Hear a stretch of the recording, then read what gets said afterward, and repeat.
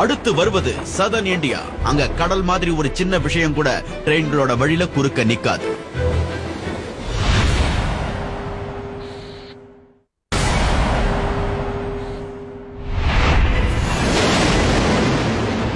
World's most எக்ஸ்ட்ரீம்ல நாம வேகமானதை பார்த்துட்டோம்.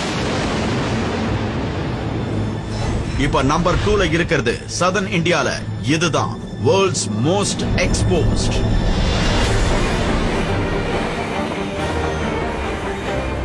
சில இடங்கள்ல ரயில்வேயை கட்டுறதுங்கிறது ரொம்ப தப்பான ஐடியா. கொந்தளிக்கிற கடல் அதுல முக்கியமானது. இந்த ரயில் பிரிட்ஜ் சர்வைவலுக்காக ஒரு கடினமான போராட்டத்துல மாட்டி. இந்த ரயில் ரோட் நீங்க நினைச்சு பார்க்க முடியாத அளவுக்கு ரொம்ப தீவிரமான தண்டனையை அனுபவிக்குது. இந்தியன் ஓஷன் தான் அதோட வலிமையான எதிரி.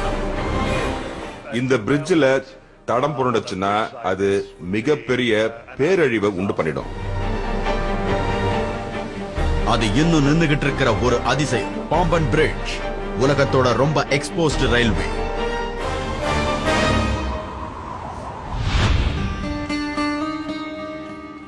சதர்ன் இந்தியாவில் சென்னைக்கு தெற்குல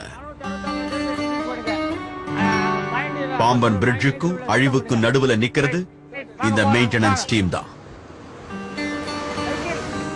அவங்களோட மிஷன் எந்த பிரச்சனை வந்தாலும் ட்ரெயின்களை தொடர்ந்து ஓட வைக்கிறது தான். அவங்க இப்ப வேலைக்கு கிளம்பி போய்கிட்டு இருக்காங்க. கடலுக்கு நடுவுல நூற்றுக்கணக்கான மீட்டர்கள். 2.5 கிலோமீட்டர்களுக்கு இந்த ரயில் டிராக் வெறும் 1 மீட்டர் வைட்ல இருக்கு.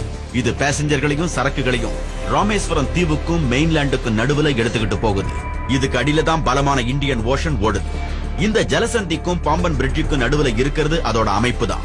அதுல வேலை செய்யற ஆளுங்களுக்கு பாதிப்பு ஏற்படுத்தக்கூடியதா இருக்கு. எந்த பாதுகாப்பு கவசமும் இல்ல, கயிறுகளோ இல்ல லைஃப் ஜாக்கெட்டுகளோ இல்ல. ஏஜே அசோக்குமார் இந்த நிலைமையில தான் தினமும் இங்க ஒர்க் பண்றாரு. அவர் ஒரு அடி கூட தப்பா எடுத்து வைக்க கூடாது. டிராக்ல வேலை வைக்கிறது கொஞ்சம் கஷ்டமான வேலை தான். இந்த கால் சிரிப்பானாலும் ஆள் இதாகுது. காற்று ரொம்ப பலமான காற்று அடிக்குது. இந்த மாதிரி ஆளுக்கு நிறைய பேர் போயிருக்காங்க. ஆழமான தண்ணி ஆழமான பகுதி வந்து இன்னொன்று நீர்வாடு அதிகமானது காத்துது. அது கீழே விழுந்தோம்னா உண்மைக்கு பிழைக்கிறது ரொம்ப கஷ்டம், இழுத்துட்டு போயிடும். இந்த இரும்பு பாலத்துக்கு முதல் எதிரி துரு பிடிக்கிறது தான். இது மேல பலத்த காத்து, அலைகள், உப்பு நீர், மாசு காற்று, அதிகமா அரிக்கிற பொருட்கள், இப்படி எல்லாமே படுறதுனால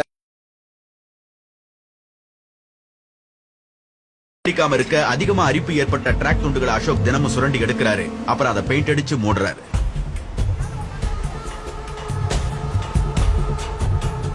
தன்னோட கால் தவறாம பாத்துக்கிறது மட்டும் அவருடைய கவலை இல்ல. இங்க இந்த குரூ வேலை செய்யும் போது ட்ரெயின்கள் தொடர்ந்து ஓடிக்கிட்டு தான் இருக்கும். அப்படி ஒண்ணு வரும்போது பாதுகாப்பான பிளாட்ஃபார்ம் எப்படியும் ஒரு 30 மீட்டர்ல இருக்கும்.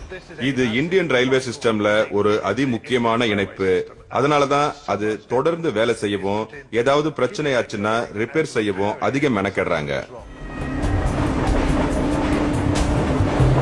ஆனா இயற்கை சீற்றம் அடையும் போது இந்த மெயின்டெனன்ஸ் டீமால ஒன்னும் பெருசா பண்ண முடியாது. ஏன்னா இது ஒரு சூறாவளி நாடு.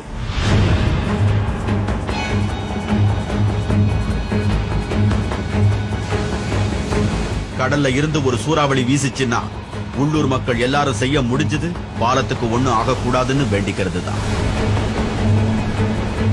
டிசம்பர் 22, 1964 ஒரு சூறாவளி வீசினப்போ என்ன ஆச்சுன்னு எஸ் கலைச்செல்வன் ஞாபகம் வச்சிருக்காரு.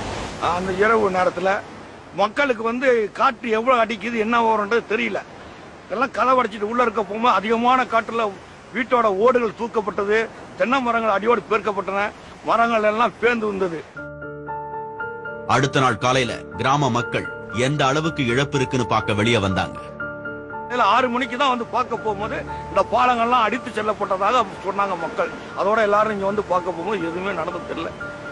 ஃபுல்லா தண்ணியை மூழ்கி மேல கொண்டு தண்ணியெல்லாம் போயிடுச்சு. ஒரு இதுவுமே இல்லை, ஒரு பில்லர் மட்டும் தான் இருந்தது. காலையில பார்க்க போகும்போது மக்கள் 1914 இருந்து நின்னுகிட்டு இருந்த இந்த பிரிட்ஜ் தண்ணில அடிச்சுக்கிட்டு போயிடுச்சு. என்னதான் ஒட்டுமொத்த கிராமமும் தரமட்டமாயிருந்தாலும் உடனடியா கட்ட வேண்டிய விஷயமா இருந்தது இந்த ரயில்வே தான். ஆச்சரியமா வெறும் 46 நாட்கள்ல ஒரு புது பிரிட்ஜ மிச்சம் இருக்கிற பழசு மேல கட்டி முடிச்சாங்க. இன்னைக்கு அத மறுபடியும் கட்டின மக்களோட வழி வந்தவங்க இந்த பிரிட்ஜ் தொடர்ந்து நிக்க பாடுபடுறாங்க. இந்த ரயில்வே இன்னமும் செயல்பட்டுக்கிட்டு இருக்கிறது ரொம்ப ஆச்சரியமா இருக்கு. இத கட்டின என்ஜினியர்ஸோட திறமைக்கும் அவங்க உறுதிக்கும் கூடவே இத மெயின்டைன் பண்ணி தொடர்ந்து செயல்பட வைக்கிற மக்களுக்கும் சாட்சியா இது இருக்கு. இன்னைக்கு வேலை நல்லபடியா முடிஞ்சது. நாளைக்கு அவங்க திரும்ப இங்க வந்து இந்த ஆபத்தான வேலையை மறுபடியும் செய்வாங்க.